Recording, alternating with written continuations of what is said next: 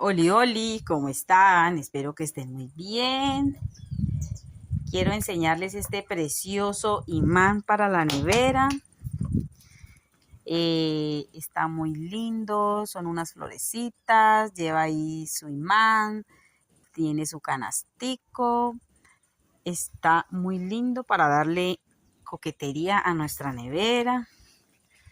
Se pueden tejer de varios colores, de blanco, de rojo, bueno, en fin, colores infinitos. Espero que les guste y que Dios me los bendiga.